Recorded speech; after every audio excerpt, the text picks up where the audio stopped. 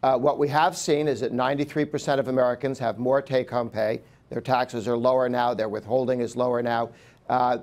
You've seen an increase in disposable income, 3.4% in the first quarter, real disposable personal income for people. Revenue to the federal government, which was supposed to collapse, up 2% year over year in the first quarter.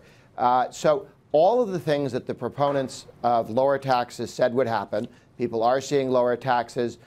22 million Americans have significantly less complicated tax returns.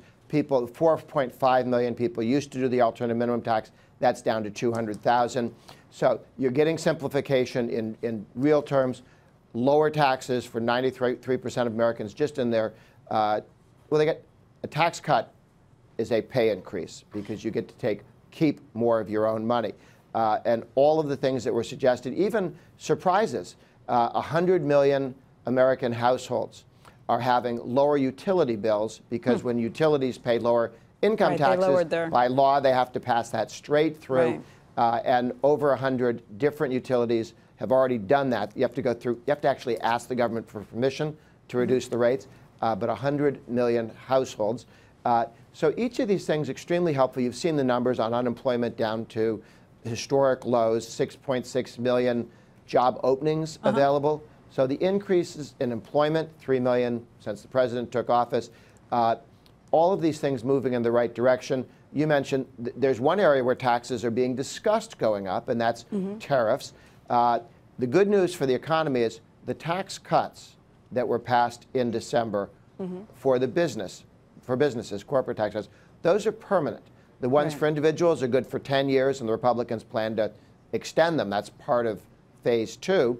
But when you have permanent lower rates, businesses are starting to make decisions. Grover, $305 billion's already come back in the first quarter of this year from overseas. Obviously, a lot of good numbers that we're seeing in the economy right now. But why is it that Americans are looking at this tax bill less favorably than they were just back in April? There was just a new poll that was out this week that I think showed 37% of Americans support the tax bill versus 44% from back in April. And a lot more of them are ambivalent about it. I think it was 24% have no opinion on it versus 17% in April. What's happened?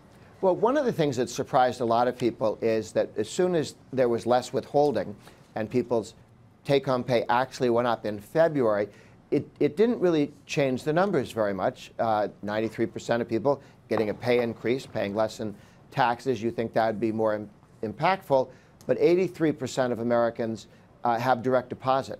So when there was an effort by Republicans, they said, look at your stub, look at your pay stub. Many Americans don't see a pay stub because the money gets directly deposited. So one of the things the Republicans want to do is have another vote on making the tax cut permanent, to have a discussion on just those things. And even when the president talks about it, it's in the context of 20 other things in his speech. But he hasn't focused that way. But what does that mean for Republicans who are planning on running on this in the midterms in November? That is before anybody's going to do their taxes for next year. Does that mean it's a losing argument for them?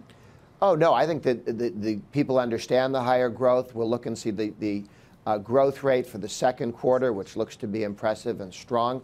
We were told by the Democrats you could never do better than 2% growth. Krugman said if he was made dictator, couldn't do better than 2% growth. Grover? We hit 2.9% in the first year. But Grover, we've talked about the household side. I mean, it seems to me the part that I especially liked about the tax bill is the corporate side, right? Isn't that really what matters most in terms of lifting capital and the supply side potential of the economy? Isn't that really what matters more and ultimately will give the higher wages to households? Yeah, the permanent wage growth, sustainable wage growth coming from higher productivity is going to be a result of the lower corporate rate from the 35, which had us almost worst in the world, down to 21, which makes us competitive, below China, below Germany's rates, and full business expensing, which some people think for a number of industries is as big a deal as the lower corporate rates. Those are permanent. Those are kicking in. That's what's bringing capital into the United States. The giant sucking sound is capital coming here, not other places. Hey there, thanks for checking out CNBC on YouTube. Be sure to subscribe to stay up to date on all of the day's biggest stories. You can also click on any of the videos around me to watch the latest from CNBC. Thanks for watching.